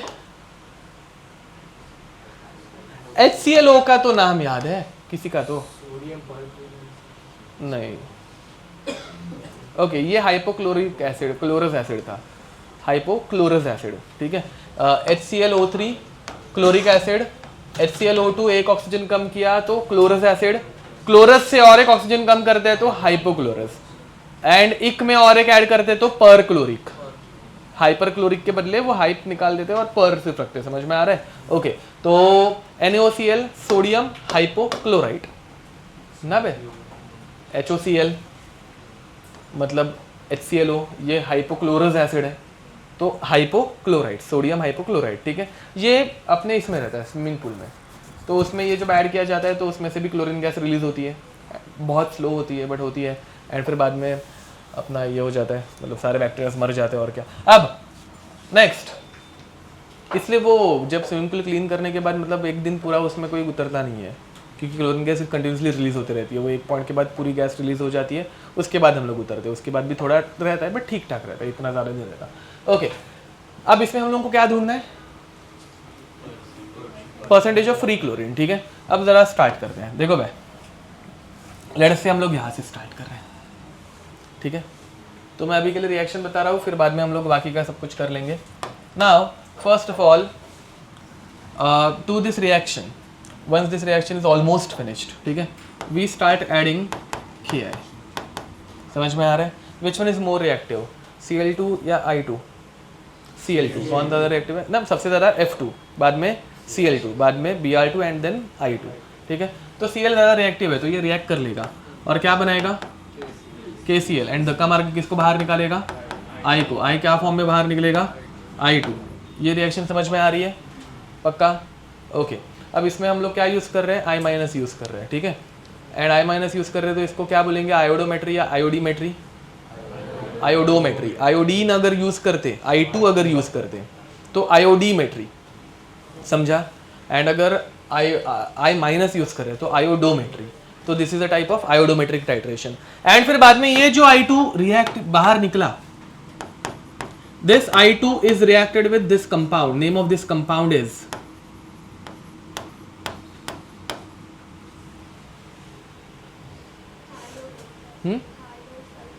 ओके, थायोसल्फेट, सोडियम थायोसल्फेट। प्यार से इसको बोलते हैं हाइपो। क्या बोलते हैं? हाइपो। समझ में आ रहा है? And in this reaction we use starch as an indicator, ठीक है। क्या यूज होता है? स्टार्च, ठीक है। अब यहां पे ये रिएक्ट करते हैं and it again forms NaI 2 times plus Na2S2O6, ठीक है। एंड ये भी 2 टाइम्स यूज होता है। रिएक्शन सारी की सारी समझ में आ रही है? इसमें कोई भी दिक्कत? ओके, ये लिख दो, फिर बाद में आगे थोड़ा सा बढ़ता है। जल्दी लिखो भाई, 3 मिनट ही बाकी है। मुझे एटलीस्ट आज इसकी थियरी खत्म करनी है, फिर नेक्स्ट लेक्चर में हम लोग इसका क्वेश्चन करेंगे, इसलिए नेक्स्ट लेक्चर वापस इसकी रिवीजन दूंगा, डोंट वरी। एक बार सारे रिएक्शन वापस बता दूंगा, बट स्टिल। अब देखो, थोड़ा पिछले पैर। अब एग्जाम में तुम लोगों को बोला जाता है कि W grams of bleaching powder on reacting with some excess of H2SO4। Question होगा, W grams of bleaching powder is reacted with excess of H2SO4. The Cl2 gas released in the reaction is treated with excess of Ki. The I2 gas I2 released in this process requires m molar hyposolution of V volume. ये data समझ में आ रहा है? Data क्या दिया है? 2 ही data है। क्या दिया है? पहला एक डेटा दिया है, नहीं वो एक्सेस तो कुछ काम का ही नहीं है ना, एक्सेस में है तो क्या? हाँ, Na2S4 है, यस थैंक यू, Na2S4, ठीक है। ओके, आज वो रिएक्शन की थी ना पे, वही रिएक्शन है सेम टू सेम, फर्स्ट मतलब रिवीजन में कराई थी लास्ट रिएक्शन, जिसमें हम लोग ऑक्सीडेशन नंबर निकाल रहे थे वो। ओके, अब डेटा क्या दिया हुआ है? 2 ही डेटा है। पहला तो ब्लीचिंग पाउडर का मास दिया है, दिख रहा है, एंड लास्ट में हाइपो का कॉन्सेंट्रेशन एंड वॉल्यूम दिया है, दिख रहा है। बाकी वो एक्सेस में है ना, वो कुछ काम के है क्या? नहीं। अब जरा ध्यान दो, ब्लीचिंग पाउडर के मोलरिटी एंड वॉल्यूम से हम लोग निकाल सकते हैं ब्लीचिंग पाउडर के, सॉरी ब्लीचिंग पाउडर नहीं, हाइपो के मोलरिटी एंड वॉल्यूम से हम लोग निकाल सकते हैं हाइपो के मोल्स, बराबर है ना? ओके, तो first of all tell me what is the molar ratio? 1:2:2:1, ठीक है। इसको हाइपो लिख देता हूँ, हाइपो, ठीक है। तो what is the number of moles of hypo? Molarity into volume of hypo, इसमें कोई दिक्कत? अब ये molarity into volume of hypo से हम लोग निकाल सकते हैं ओरिजिनली आयोडीन कितना रिलीज हुआ, समझ में आ रहा है? तो कैसे निकालने का? क्रॉस मल्टीप्लाई करके, तो ये 1 से मल्टीप्लाई होगा, डिवाइडेड बाय 2 आएगा। तो number of moles of iodine present या फिर released during this reaction is number of moles of hypo upon 2 which is molarity into volume by 2। अब ये आयोडीन कहां से आया था? हाँ, ये Cl2 के वजह से आया था, ये ऊपर वाले रिएक्शन से आया था, समझ में आ रहा है? तो number of moles of I2 is m into V by 2 and iodine के जितने मोल्स है, यहाँ पे मोलर रेशियो देखो ना, क्लोरीन और आयोडीन दोनों का क्या है? 1:1 है। तो आयोडीन के जितने मोल्स रिलीज हुए उतने ही इनिशियली क्लोरीन के मोल्स प्रेजेंट थे। तो number of moles of chlorine भी कितना बना? m into V by, chlorine के जितने नंबर ऑफ मोल्स रिलीज हुए वो किसकी वजह से हुए थे? ब्लीचिंग पाउडर की वजह से हुए थे, मतलब ऊपर वाले रिएक्शन से आए थे। तो हमारे number of moles of chlorine gas released आ गए m into V by 2। इसमें कोई दिक्कत? हम लोगों को क्या निकालना है? Percentage of free chlorine in this bleaching powder. तो W ग्राम्स में पहले कितना ग्राम Cl2 रिलीज किया वो निकालना पड़ेगा। तो मास ऑफ क्लोरीन अभी हम लोगों को निकालना है। तो मास ऑफ Cl2 गैस कैसे निकालेंगे? Number of moles of Cl2 gas into molar mass of Cl2 gas. Number of moles of Cl2 gas release कितना आया? m into V by 2 into molar mass of Cl2 31.5 into 2 71, ये 2 1 जा 2 35.5 सा। इसमें कोई दिक्कत? तो ये आ गया तुम लोगों को मास ऑफ Cl2 गैस। अब फाइनली मुझे निकालना है percentage of Cl2 in bleaching powder. क्या करूंगा? Mass of Cl2 upon mass of bleaching powder into, समझ में आ रहा है? Amount we have upon total amount into 100। तो final formula percentage of Cl2 in bleaching powder का बनता है m into V in litre, वो मत बोलना, इंटू 35.5 इंटू 100 अपॉन, समझे क्या? जिसको बाद में 35, 150 ऐसे कर सकते हो फॉलोड ना। ये ये क्या है? Mass of chlorine gas m into V into 35.5, ठीक है। ये नेक्स्ट लेक्चर में वापस एक बार मैं रिवाइज करा के दूंगा, डोंट वरी। सो हाँ, W सॉरी ओके, हाँ नहीं 2 नहीं आएगा, मैंने माय बैड, हाँ ओके सॉरी क्या ये 2 क्यों लिखा मैंने? Okay, upon mass of bleaching powder, my bad, ये upon mass of bleaching powder है, ठीक है, समझ में आ रहा है?